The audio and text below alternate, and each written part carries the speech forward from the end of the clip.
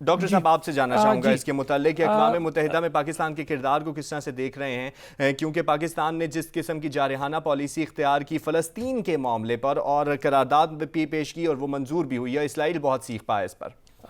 دیکھیں، جہاں تک ہمارے فارن منسٹر کا یو این کے اندر جو ہے نا ان کی اسپیچ کا تعلق ہے، جس طرح انہوں نے ایک بہت اگریسو جو ہے نا اسٹریٹجی اپنائی اور ایکٹیو ڈپلومیسی کے ذریعے انہوں نے جا کے وہاں پہ ڈفرینٹ ایکٹرز کو انگیج کیا،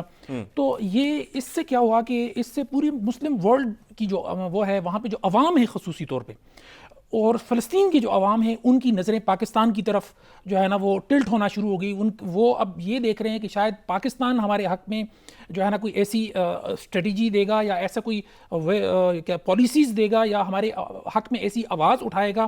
کہ جس سے فلسطینی جو عوام ہیں ان کی جو آپ کہہ سکتے ہیں ان کے اوپر جو مظالم ہیں، ان کی جو وہاں پہ ان کا جو قتل و غارت ہے، ان کے اوپر جو بمباری ہو رہی ہے، اس میں کوئی کمی آ سکے۔ ہاں، یہاں پہ آپ نے پوچھا نہیں لیکن میں ایک چیز ایڈ کروں گا کہ ٹرکی نے بھی ریسنٹ پاسٹ میں ایسا جو ہے نا اسٹریٹجی اپنائی جس نے فلسطین کے عوام کو جو ہے نا انہوں نے ان کے حقوق کی بات کی، انہوں نے اسرائیل کی جو پالیسیز تھی ان کو آؤٹ آف دا وے جا کے آپ کہہ سکتے ہیں کہ بہت ووکلی جا کے انہوں نے اس کو کنفرنٹ کیا، اس کے اوپر کرٹیسزم کیا، اردگان کی طرف سے ایسی چیزیں آئیں۔ یا مطلب اگر اس وقت دیکھا جائے تو 57 اسلامی ملکوں میں شاید آپ کو صرف 2 ایسے لوگ نظر آئیں گے یا 2 ملک نظر آئیں گے، ایک پاکستان اور دوسرا ٹرکی، اور ایران نے بھی بہت کھل کے موقف کا اپنے اظہار کیا۔ اور تیسرا، ہاں میں یہی بتانے والا تھا کہ تیسرا جو ملک ہے وہ ایران ہے، کیونکہ ایران کے اس ریجن کے اندر بہت زیادہ ڈیپ انٹرسٹ ہیں اور ایران کسی بھی صورت مڈل ایسٹ کی جو بھی ڈیولپمنٹ ہے اس میں وہ خاموش نہیں بیٹھ سکتا، اور وہ بھی ایک اچھا یعنی آپ کہہ سکتے ہیں کہ ایک ایمرجنگ ریجنل پاور ہے۔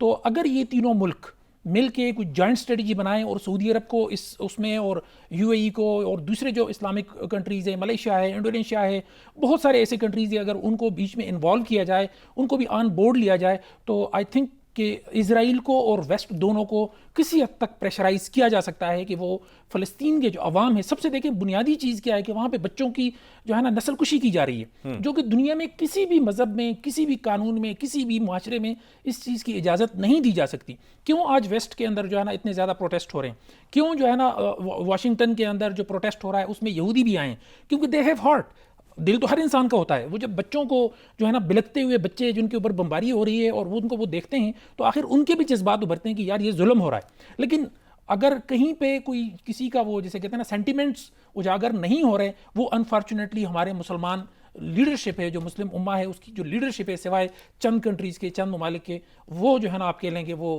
اس سے جو ہے نا بالکل ہی ایک قسم کے انہوں نے اپنے آپ کو جو ہے نا اس سے دور رکھا ہوا ہے۔